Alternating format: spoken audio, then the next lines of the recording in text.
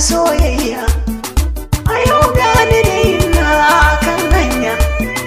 guri na ki zana zo da na shirya alkawari muka yi yaya zan karya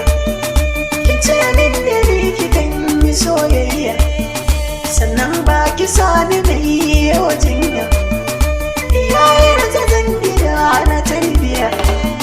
kin zan min tauraruwa jigo na rayuwa ni ma na ji na gani zan iya san ki yin biyata aminta ki wada ni karki bari yan shawiya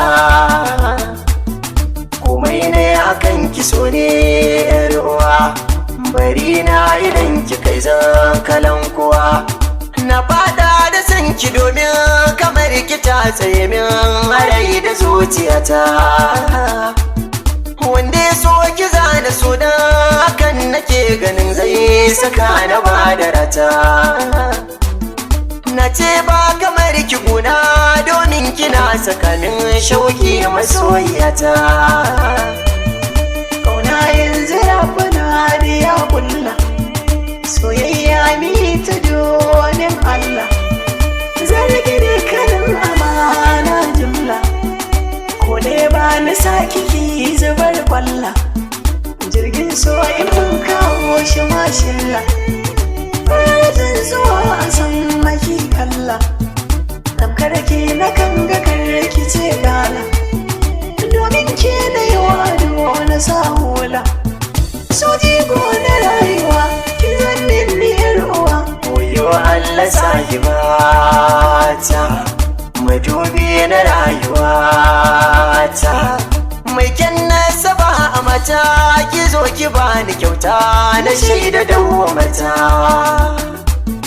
na san yadda zan misalta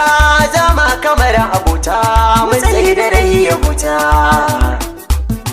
mu zamto wata da zara zaman da ba barewa mafi ruwa abota kina nan a zuciyata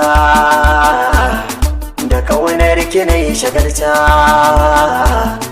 kauna zuci ta cike ta tabaze to kada ki yawa zuciya ta sarze zama kin zuba da baki na zotse na yau godiya gare ki na gyase dan haka igiya ta so ko ban datse ina son kyara zuci na rantse ni daga kanki so ko kin ga na gimtse ciwon zuci yanzu dole zai motsi soyayya da shaku